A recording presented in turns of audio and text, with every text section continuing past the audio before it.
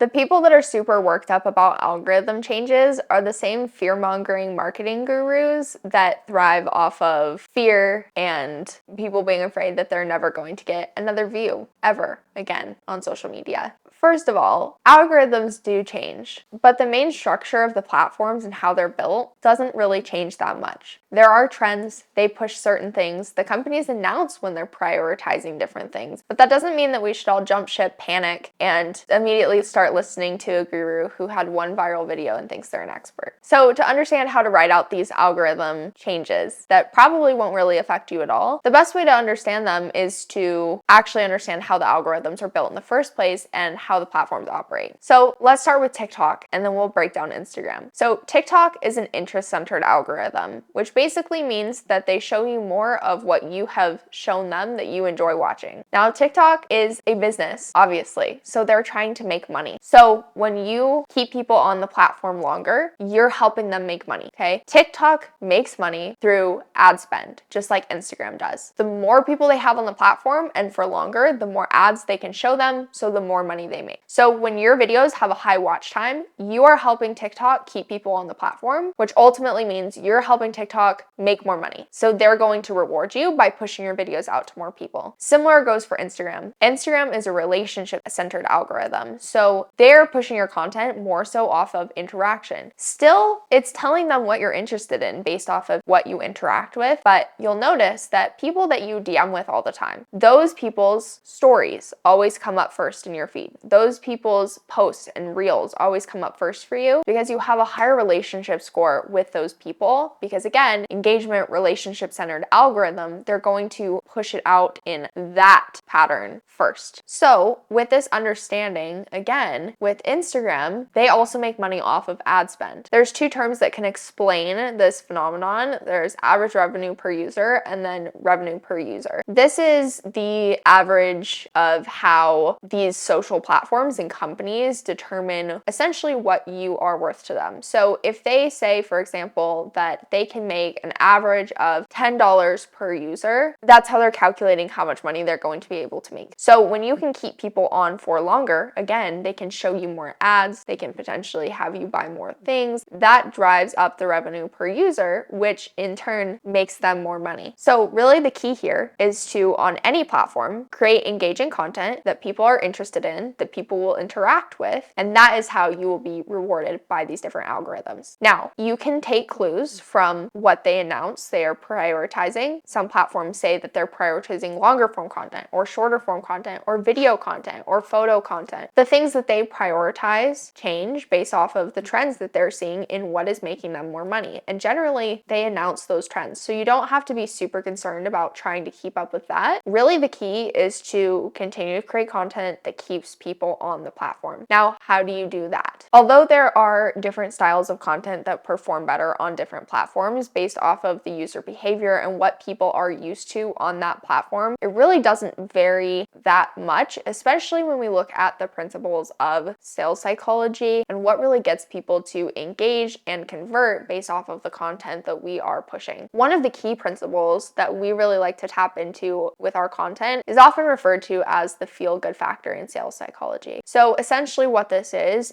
you are triggering a dopamine release in your audience, which is getting them, in short terms, addicted to watching your content. It gets them to want to binge your content. They want to watch more of your content. They see you as an authority. You're making them feel good when they watch your content. Now, a lot of people try to do this through doing the inspiration or education-based content, but this is really leaving a gap because when you're doing educational content, you're just throwing a tip and trick video at them. You're just like plopping this education in their lap. There's no, so what? What do they do now? There's no reason for them to want to buy anything from you. So that's not really effective for business owners. Now, another way that you can create this aha moment to have that dopamine release in your audience is to actually create problem-aware content that illuminates their knowledge gap and gives them, again, that aha moment. So the easiest way to do this is to look at their current reality and what they're actively experiencing. What are they going through? What are the symptoms that they're experiencing in their day-to-day life? That's how you grab their attention, and then you can make them aware of what the actual root problem is, of a solution that you have for that problem. You can make them aware of an industry myth that is contributing to that problem, a common mistake that they're making, right? There's a ton of different ways that you can do this, but really tapping into their current reality and then connecting the dots for them to what's actually going on is going to trigger that aha moment, which again is going to be tapping into one of the very basic principles of sales psychology, where you get people to want to binge and watch more of your content because you're making them feel good. Take this and apply it to your content, and don't get so caught up in the fear mongering that happens with the different social media gurus. Ultimately, they're just trying to sell you their course about the algorithm updates and tips and tricks because they can roll out a new module every single time the algorithm updates a little bit and something else changes in the space. If you found this video valuable, be sure to subscribe and leave any questions that you have in the comments below, and we'll see you in the next video.